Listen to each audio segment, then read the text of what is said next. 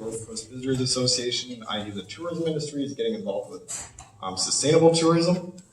For the North Coast, the effects of tourism, good and bad, are really present. Tourism is a major industry. That means for better and worse. Tourism is a part of everyday life. A lot of it's for better, some things are for worse. Litter is one of those worst things. CO2 from driving your car from Portland to the coast is one of those worst things. There's all sorts of reasons why we ought to be grateful that we have a vibrant economy that's supported by tourism. There's also reasons to think that we need to start thinking about stewardship and mitigation when it comes to the effects of the bad effects of tourism, I guess. So with that in mind, AQUA is kind of rolling out 3 initial projects. The Oregon Coast Visitors Association, sorry, I'm in acronym world. But we're rolling out 3 initial projects that are kind of focusing on different ways that businesses, particularly the coast generally, can mitigate the bad effects and channel the good effects of tourism. So the first one is we're kind of focusing on the front end, reducing the actual impact of traveling. So what that looks like is putting in electric vehicle infrastructure along the coast. One of the easiest ways to get EV infrastructure on the coast is have businesses set out level 2 chargers. So we're working on providing resources that show grants, that show rebates, opportunities for businesses to lower the cost and attract those customers that are driving EVs, and more of them are. It's becoming a big barrier for folks who don't understand where chargers are but are driving EVs. They're not going to come to the coast if they don't think they can get back home. And so putting in EV chargers at businesses is one of the lowest hanging fruits for actually making that an accessible thing. And 8% of folks are already buying EVs. We are going to need 5 times the number of chargers we have by 2035. We're not on track for that yet. So it's time to get moving. We're also working on the back end. So if you travel, you emit emissions, you have effects. If you walk on a trail, it might erode the trail, that sort of thing. So what we're doing is working to actually channel some money towards restoration. And we're acknowledging that there are effects, and we're saying, okay, how do we actually take some resources and restore the effects, or restore what we want, protect the assets in some ways. So what that looks like is a climate donation system. For interested businesses, we'd love to have a discussion about putting that system on QR codes, maybe having that available on counters, posters on the wall. For hotels, there's a really cool option for an opt-out style. I'd love to continue that discussion. If anyone is connected to hotels, I'll pass out business cards too after this for anyone who's interested. And then lastly, I just would like to touch briefly. Tomorrow we're actually holding an event in Seaside. So it's a little bit of a drive, but you're all welcome. It's a sustainable business strategies event that's going to focus on those plug-and-play strategies like the EV chargers, like that implementing of climate donation systems that businesses can use to sort of channel those good effects of tourism and mitigate the bad effects. That's what I've got. I'll share cards with anyone who would like them. Thank you so much for having me, and I will very much look forward to continuing this discussion as well. Thank you, Ben. Appreciate that work y'all are doing. I'll let David take over and introduce. Okay. Wonderful. As you probably all know, our speaker today is Mayor Bruce Jones, City of Astoria. By way of introduction, I don't even know where to begin. Bruce was, in fact, all of our leaders in our county were the right people at the right time when things really went pear-shaped a couple of years ago. What you want is you want good relationships, but you also want good people who have experience, who have the calm, who have the bearing to handle that. And in Warrenton with Mayor Balanciefer, in Astoria with Bruce Jones, at the county level with Monica and Don Boone, we had leadership that were not only in contact with each other, had trusting relationships, but were willing to work together to mitigate some pretty dangerous situations and make things work for us. So Bruce Jones, with his experience, came in and provided that leadership that Astoria needed, and I would like for him to do his swan song here. He's a lame duck now, so be careful. He's going to say whatever's on his mind. I'll let you know what he really thinks this time, but Mayor Bruce Jones.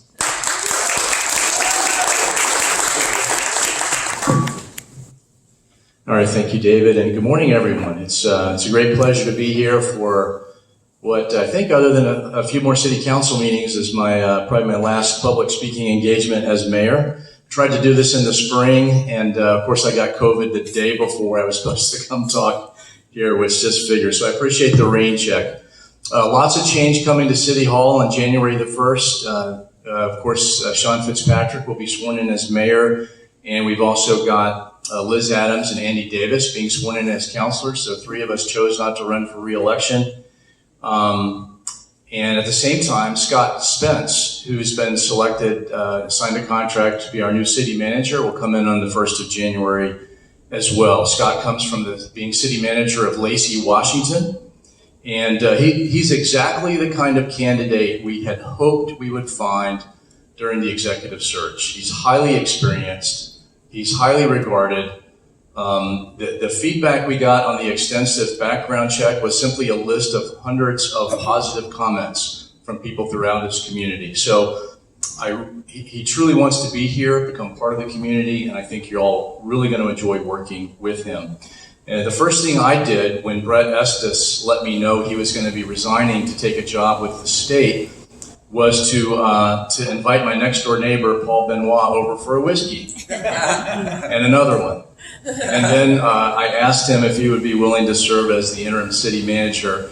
And we're so fortunate that he accepted, because for the past 6 months, he has brought his extensive experience, his wisdom, his insights, and his knowledge of our community to bear to let us keep all the major projects running smoothly, start new initiatives, and also to be a mentor to our city staff. So Paul is actually stepping down on December 1st, and Jonah Dartmclean, our Parks and Rec director, will be the interim city manager until Scott Spence starts in January. Scott was here a few weeks ago house hunting with his wife and 17-year-old son, who, by the way, is coming here for his final semester of senior year of high school. He'll graduate a fisherman. But his 17-year-old son made the interesting observation, Astoria feels like a real town. There's a there. I mean, what a great insight from a 17-year-old. But isn't that exactly right? Isn't that why we all love Astoria? There's a there. And they're coming from Lacey, where, frankly, Lacey is a sprawling suburb. There's no there.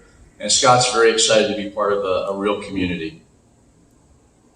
So speaking of COVID, as Dave mentioned, it has been a challenging time to serve as mayor, with the pandemic coming just about a year into my 4-year term of office.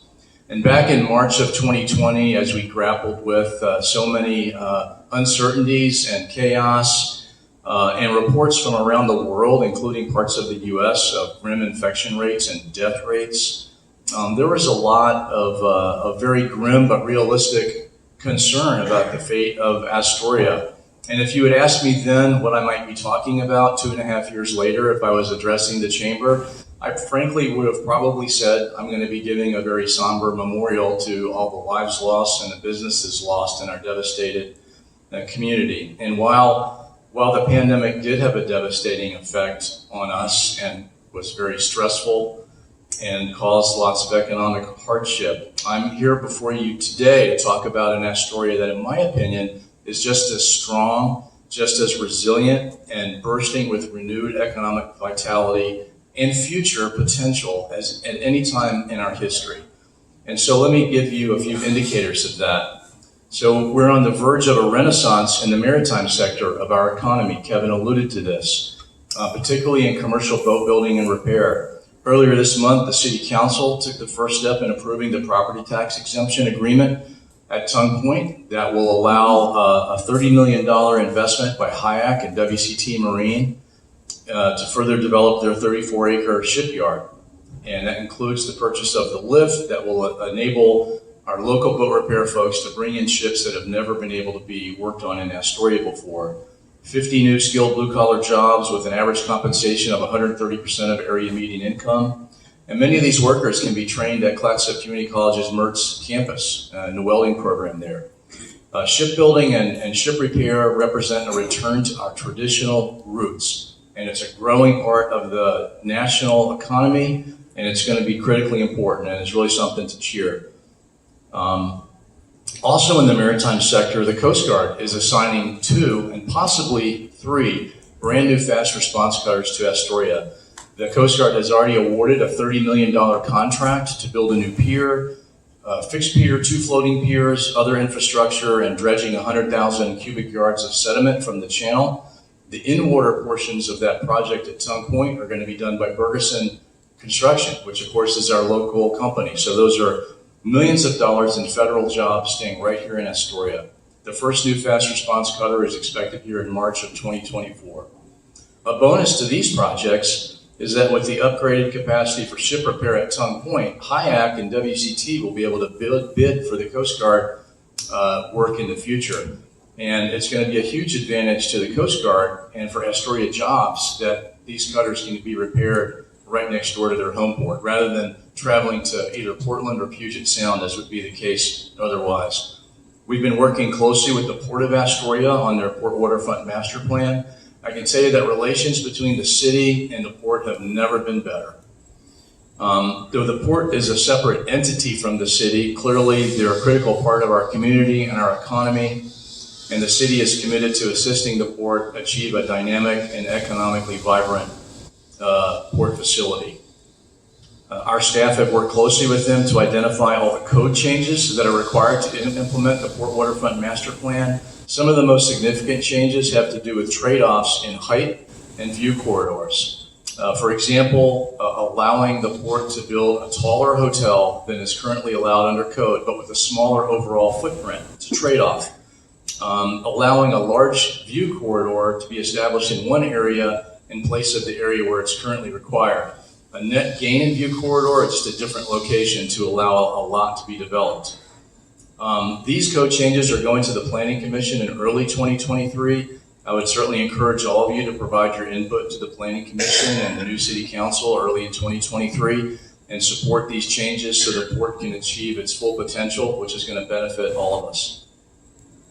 The river cruise industry. So the small cruise ships you see tied up behind the Maritime Museum on the 17th Street Pier, that business is booming. They're adding boats and visits for their week-long trips that go between Astoria and Lewiston, Idaho. The largest operator, American Cruise Lines, is building a dozen new boats, and one of them is going to be dedicated to Columbia River service. And at the Maritime Museum, we certainly see a huge economic benefit from these visitors. And I know they come into town and spend money at our shops as well. Moving away from the maritime sector, we're on the verge of a tremendous expansion of our medical sector and of the medical capabilities that all of us rely on as we live our lives here. The City of Astoria has contracted a new planner funded by Columbia Memorial Hospital to assist CMH as they continue their planning for a new state-of-the-art, seismically resilient hospital facility to replace the current 45-year-old facility. The new hospital will complement the OHSU Knight Cancer Collaborative, which opened 5 years ago. When this project is complete, I'm confident we're going to have as good or better health care in our community as in any rural community or small town in America. CMH has been growing in services and patient care and employment for many years, and this is going to just continue and even accelerate that growth. And excellent medical care is vital to a vibrant community.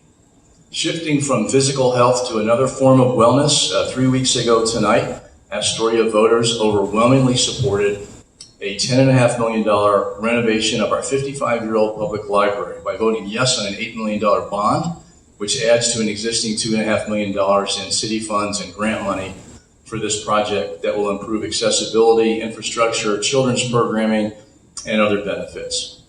And I'm gonna quote from the Astoria-Warrenton Area Chamber of Commerce's letter of endorsement for this project.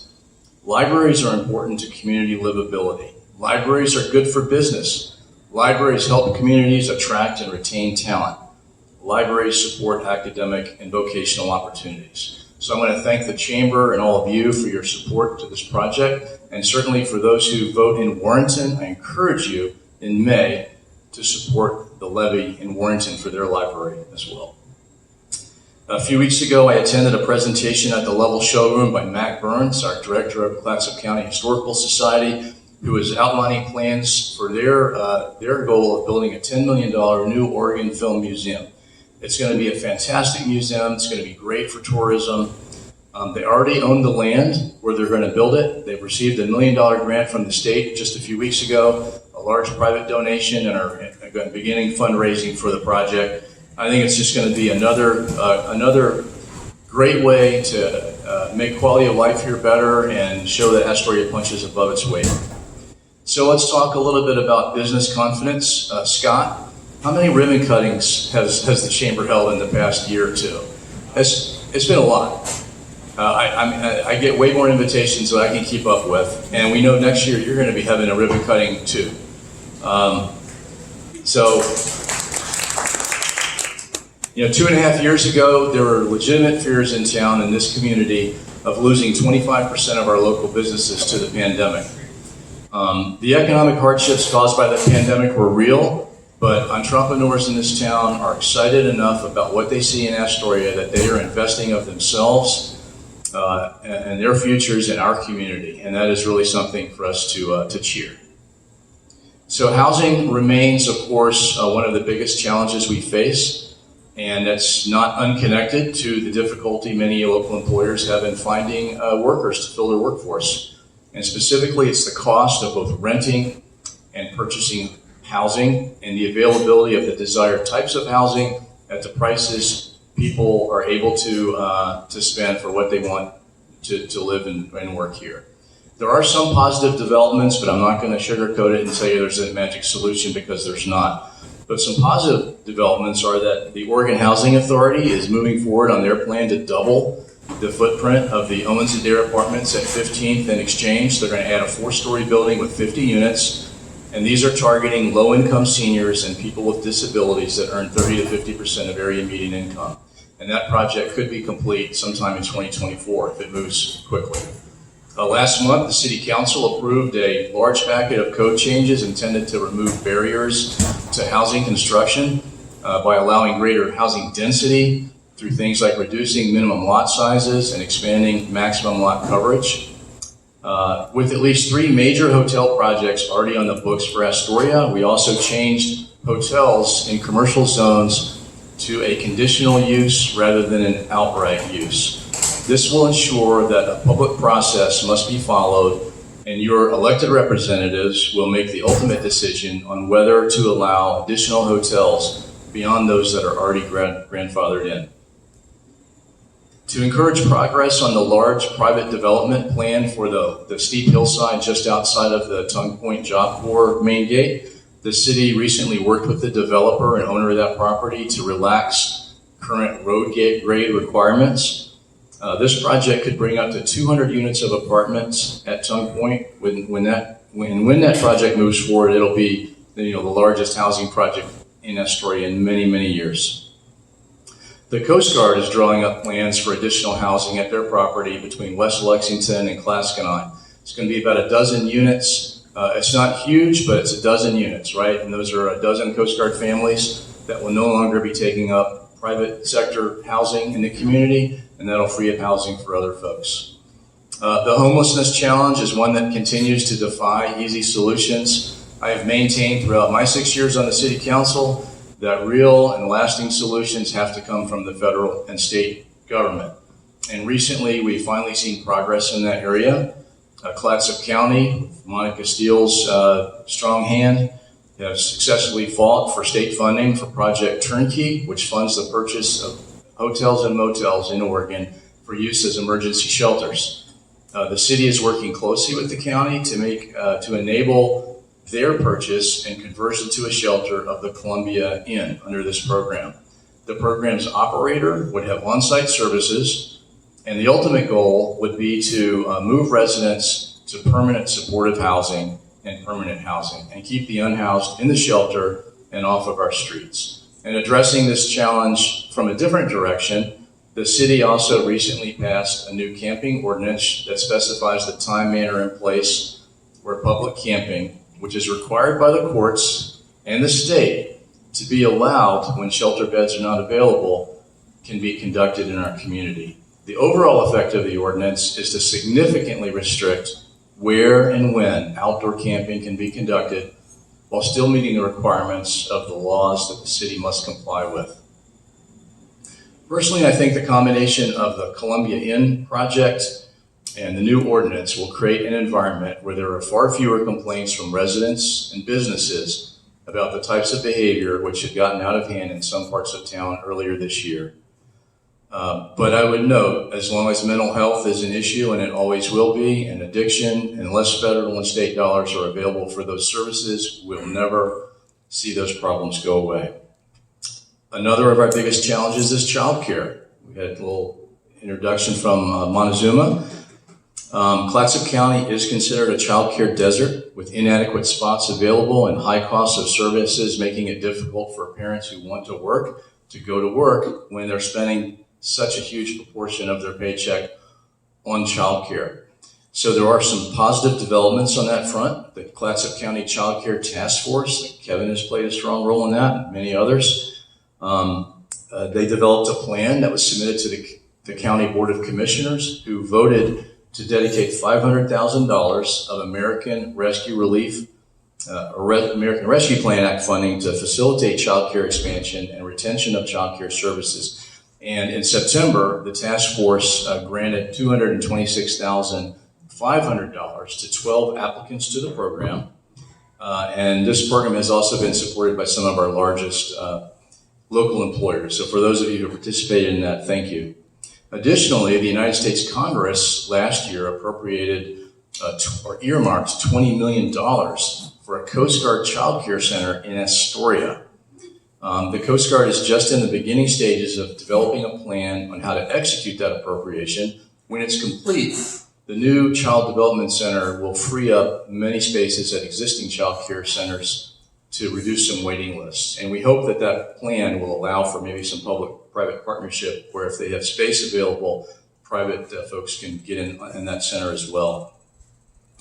One of the privileges of serving in local elected office is to become familiar with all of the city's departments and missions. We truly are blessed in Astoria with the talented and dedicated staff who go out every day making the best effort to do the very best they can to serve our community. And the vast majority of the public will never see the public works crew out in the pouring rain at 2 a.m. digging up a roadway to repair a broken water line. But they are out there 365 days a year. And they're the unsung heroes who keep the basic services of our city functioning so that all of your businesses can work and so our residents can enjoy a quality of life they deserve to have. In what's frankly a very challenging environment to do any work in, which is a town built where there should be no town. I mean, we're unfilled over the river, and everything on the slope is pretty much in a landslide zone. So we really shouldn't be here at all. And the fact that they can keep things working is quite a credit. City staff have been incredibly talented finding, applying for, and getting grant money in the tens of millions of dollars from the federal and state government. To give you just a very few examples, we just signed an agreement for work using mostly state money to extend sidewalks and a bike lane all the way around the South Slope from Fultanos to the DMV. And this is going to convert an area that's very unsafe to walk, including next to the high school, where high school kids are walking to the mini mart to grab a snack. It's very unsafe. So that'll be a huge safety improvement, and that is using about $4 million of state money on top of some city money. You hopefully have all noticed the new bollard lighting on the river trail. Isn't it great? Taking this very popular, well-used walk and making it safe for both residents and visitors alike at night. The money from that came because our diligent Parks and Rec director, Jonah Dart-McLean, found and applied for and successfully obtained state grant money. So I haven't talked much about the pandemic this morning. That really is a whole separate talk. I do want to note that in those initial very confusing and chaotic months, how many people in our community came together from the public and the private sectors to try to find the right path forward, balancing safety and practicality. It wasn't easy, and it involved tough choices. Choices to close hotels to leisure travel. Choices to prohibit cruise ships from docking at the Port of Astoria. Choices to cancel much-loved events. And we were able to work through these very contentious issues by keeping the lines of communication open, by meeting, by collaborating, by compromising. And I would point out that your executive director, David Reed, was a true leader in that effort. So thanks, David.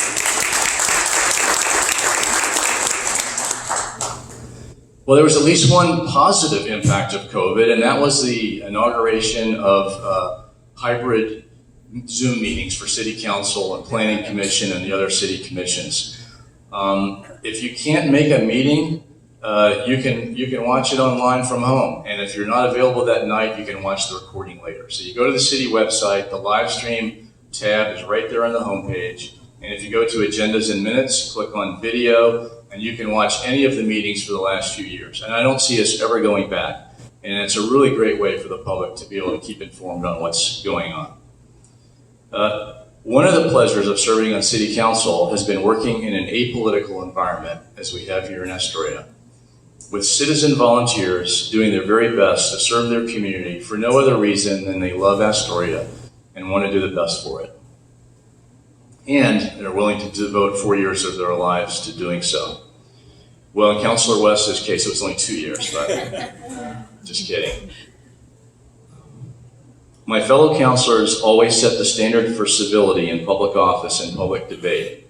No matter how different our opinions may have been on some topics, discussion was always respectful and civil and professional. And at the end of the day, even after a 3-2 vote where we strongly disagreed, we shook hands, turned the page, and moved on. And I think that because we have all seen so many examples throughout our country of elected officials who fail to serve as positive role models for civil discourse, it made me appreciate our city council even more. And so, Councilor Rocca, Councilor Herman, Councilor Hilton, Councilor Brownson, and my first 2 years as mayor, Councilor West, it's been a pleasure working with all of them. I've often been asked if I was having fun as mayor. I usually chuckle because it is actually mostly work and sometimes very hard and stressful work, especially during a pandemic. But I have to say it has been such fun getting back to normal activities again. Saturday night, I got to do the Christmas tree lighting over at 12th Street. Wonderful. I got to climb up on the fire truck with my granddaughter and Santa Claus. So what more could you want, your granddaughter and Santa Claus?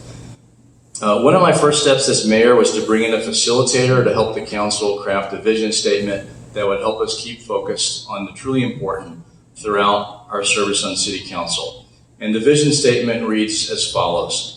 The Astoria City Council's actions and decisions value preservation of Astoria's unique character, livability and quality of life for residents, a thriving local economy, and resilience as a community.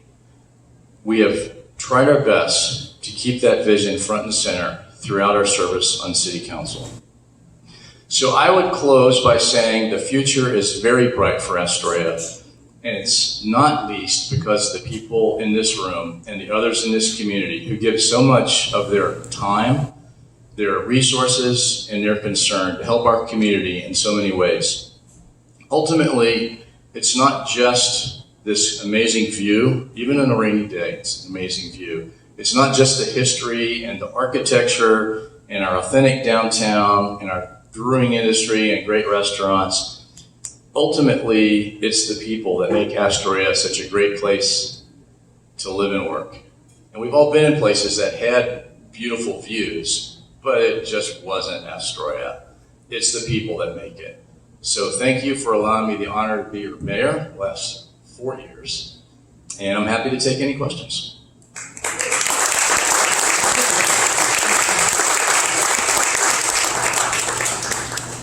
Mr. Ozer. I want to phrase this the right way. Is there any advice that you would like to give or have given to Sean that you would feel comfortable sharing with us as well? I think ultimately, well, Astoria is lucky to have a new mayor coming in who's been on the planning commission for at least 2 terms and knows the city very well and knows how things work. But ultimately, we have a great staff, and I think the prime directive for a leader is to work hard, do your best, and don't be a butt.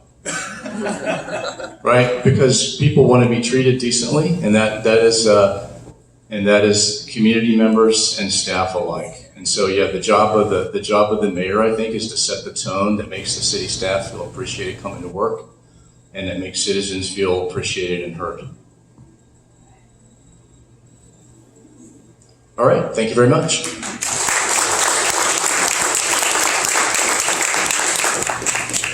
Thank you, Bruce. That was, you had 6 months to practice that, but that was excellent. Thank you. That was very well done. I'm glad that you started your term and that you ended this conversation with vision, because that's really important. And I can see the application of that vision and everything that happened over the last 4 years. So thank you for that. And for those of you who don't know, the vision of the Astoria-Warrenton Area Chamber is very closely aligned. I didn't quite understand how closely we were, but the vision here is that this should be a place where everyone can find a meaningful opportunity in our economy without us losing our character and our way of life to do it. So a very close alignment, and thanks for that conversation. So I'm going to turn this back over to Scott. Number one, we want to thank you for being here. Number two, we want to thank TLC again for your sponsorship. And number three, we want you to have a wonderful holiday season coming up. We wish you the best, and we'll see you in January. No meeting.